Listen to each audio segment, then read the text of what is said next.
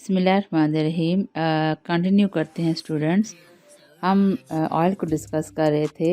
Petroleum जो है इसका दूसरा नाम क्रूड ऑयल भी है, और क्रूड ऑयल जो है ये अपनी सफाई के बगैर यानी रिफाइनिंग के बगैर ये किसी काम का नहीं है। तो इस वीडियो में इंशाल्लाह हम पेट्रोलियम की ऑयल क्रूड ऑयल की रिफाइनिंग के बारे में डिस्कस करेंगे।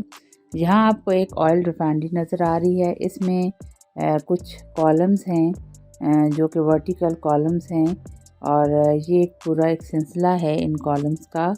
और ये सफाई के लिए इन डिफरेंट कॉलम्स के अंदर स्टेप वाइज चैम्बर्स हैं, और हर एक कॉलम के ऊपर एक स्पेसिफिक टेम्परेचर है, जिसकी वजह से क्रूड ऑयल जो है वो एट डिफरेंट स्टेप्स वो कन्वर्ट हो जाता है डिफरेंट प्रोडक्ट्स में। और इसको अब हम डिस्कस करते हैं। पेट्रोलियम रिफाइनिंग जो है basically it is a chemical, thermal and physical separation of the crude oil into the major fractions. ये क्रूड ऑयल का chemically, thermally and physically separations है। क्रूड ऑयल का मुख्तलिफ फ्रैक्शंस में चेंज होना। फ्रैक्शंस हम यहाँ किसको कहेंगे, वो डिफरेंट केमिकल्स जो कि एक एस्टिमेशन के हिसाब से 200 मोर देन 250 फ्रैक्शन जो हैं वो क्रूड ऑयल से ऑब्टेन होती हैं, और मोर देन 400 जो हैं वो मज़ीद फ्रैक्शन जो हैं, इनकी फ्रैक्शन से मज़ीद जो है वो ऑब्टेन होती हैं। तो ये जो है हम कह सकते हैं कि पेट्रोलियम जो है ये कॉम्बिनेशन है हमारे पास डिफरेंट हाइड्रोकार्बन्स का, lower and higher hydrocarbons. Natural gas जो है उसमें जो हाइड्रोकार्बन्स पाए जाते हैं वो C1 to C4 तक पाए जाते हैं। लेकिन जो पेट्रोल है इसमें हमारे पास पर मालिक्यूल जो कार्बन है वो ओवर 10 C60 या C70 भी रिपोर्टेड हैं। अब जैसे मैंने पीछे एक्सप्लेन किया था डायग्राम में कि डिस्टिलेशन कॉलम जो है ये आप देख सकते हैं। ये डिस्टिलेशन कॉलम है जो कि ऑयल रिफाइनरी के अंदर जो है वो काफ़ी सारे होते हैं, और ये फर्स्ट स्टेज होती है हमारे पास क्रूड ऑयल की रिफाइनिंग की। और यहाँ इस कॉलम के अंदर 400 डिग्री सेल्सियस पे हीटअप करके ऑयल को जब पास किया जाता है तो वेपर्स की फॉर्म में जो ऑयल है उसके वेपर्स अपवर्ड मूव करते हैं। तो इसको डिस्टिलेशन कॉलम कहा जाता है, और इस कॉलम पे हर स्टेप के साथ जो है वो सेपरेट होने वाले प्रोडक्ट्स अलग किए जाते हैं, कलेक्ट किए जाते हैं। ऐसे तमाम प्रोडक्ट्स जो कि जिनके बॉइलिंग पॉइंट्स जो होते हैं वो लोअर होते हैं, क्योंकि पेट्रोल है, क्रूड ऑयल है, it is a mixture of the different fractions और प्रोडक्ट्स। तो ये सारे के सारे अलग किए जाते हैं on the basis of their difference in their boiling points.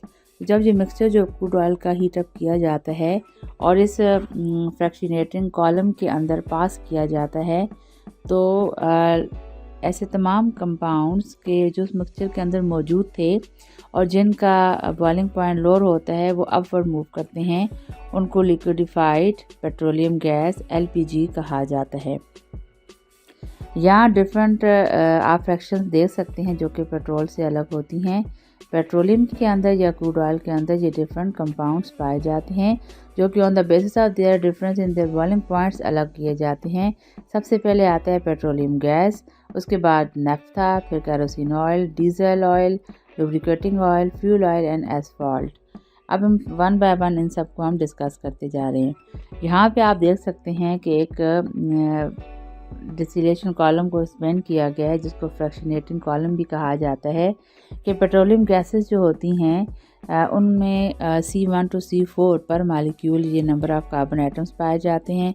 Temperature उनका 40 डिग्री सेल्सियस होता है। गैसोलीन जो है उसमें C5 to C12 पर मालिक्यूल ये कार्बन एटम पाए जाते हैं।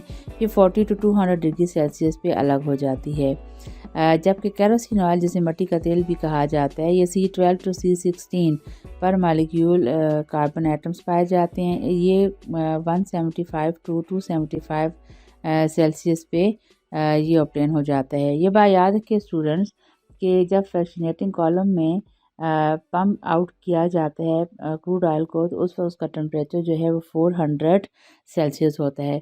उस स्टेज पे जो है पेट्रोल वो वेपर्स की फॉर्म में इस कॉलम में ऊपर की तरफ ट्रैवल करना शुरू करता है, और हर स्टेप पे जहाँ जहाँ टेम्परेचर डाउन होता जाता है वो प्रोडक्ट, वो फ्रैक्शन क्रूड ऑयल से अलग हो जाती है। केरोसिन ऑयल के बाद फ्यूल ऑयल की अगर बात की जाए तो C15 टू C18 पर मालिक्यूल ये कार्बन एटम्स पाए जाते हैं, और ये ऑब्टेन होती है फ्रैक्शन हमें 250 टू 400 सेल्सियस के अराउंड। जब टेम्परेचर जो है वो कम 300 सेल्सियस पे चला जाता है तो C17 और इससे कुछ ऊपर के कार्बन एटम्स पर मालिक्यूल ऑब्टेन होते हैं, और C20 और इससे ऊपर जो नंबर ऑफ़ कार्बन्स हैं यानी C60 तक जा सकते हैं, तो ये 350 पे ऑब्टेन होते हैं। तो जैसे जैसे बॉइलिंग पॉइंट जो है वो कम होने लगता है वेपर्स का, तो उसी तरह साथ साथ फ्रैक्शंस भी ऑब्टेन होने लगती हैं। ये अगेन आप एक और जो है वो इसको ऑयल रिफाइनरी को देख सकते हैं। ये पूरा एक सिस्टम काम करता है, और इसमें जो है सेफ्टी का भी ख्याल रखा जाता है, काम करने वाले वर्कर्स की हेल्थ को भी देखा जाता है। अब हम डिस्कस करते हैं क्रूड ऑयल से ऑब्टेन होने वाली डिफरेंट फ्रैक्शंस को, कि सिंथेटिक मटेरियल से बनाए जाते हैं, केमिकल सब्सटेंसेस ऑब्टेन किए जाते हैं, कॉस्मेटिक के अंदर इस्तेमाल होते हैं ये क्रूड ऑयल से ऑब्टेन होने वाली फ्रैक्शंस, और नायलॉन से बनाई जाती है। डिफरेंट किस्म के plastic, paints and cosmetic again जो है वो उसमें इस्तेमाल किया जाता है। पेट्रोल जो इससे ऑब्टेन होता है वो as a fuel for lighting light vehicles के अंदर, मोटर कार्स के अंदर यूज़ किया जाता है। इसी तरह केरोसिन ऑयल जो है वो घरों में भी इस्तेमाल होता है as a heating source, lighting के लिए भी होता है, हीटिंग के लिए होता है, और जेट इंजन्स में भी एज ए फ्यूल इस्तेमाल किया जाता है। नेक्स्ट है हमारे पास पेट्रोलियम गैसेस। पेट्रोलियम गैसेस जो हैं जो कि सबसे पहले ऑब्टेन होती हैं 40 डिग्री सेल्सियस पे, तो इनमें LPG लिक्विफाइड पेट्रोलियम गैसेस शामिल हैं, और कुकिंग पर्पसेस के लिए ये यूज़ की जाती है, और कैंपिंग गैस भी इन्हें कहा जाता है। ब्यूटेन इनमें ऑब्टेन होती है, मीथेन इनसे ऑब्टेन होती है। नेफ्ता जब ऑब्टेन होता है ये भी एक फ्रैक्शन है इंपॉर्टेंट, ये भी केमिकल्स जो है ये इस्तेमाल होता है। ये नेफ्ता जो है इससे केमिकल्स बनाए जाते हैं, ये ड्रग्स में, फार्मास्यूटिकल इंडस्ट्री में यूज़ की जाती है। इससे डिफरेंट प्लास्टिक्स बनाए जाते हैं, और इससे अल्कोहल भी ऑब्टेन की जाती है। डीज़ल जो है, डीज़ल ऑयल, ये डीज़ल इंजन में इस्तेमाल होता है। हैवी ड्यूटी जो हमारे पास ट्रांसपोर्टेशन है उसमें इस्तेमाल होता है, बसेस में, टैक्सी एंड लॉरीज वगैरह में यूज़ किया जाता है।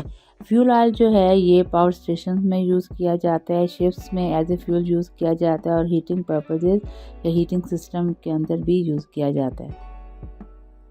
नेक्स्ट है हमारे पास फ्यूल ऑयल के बाद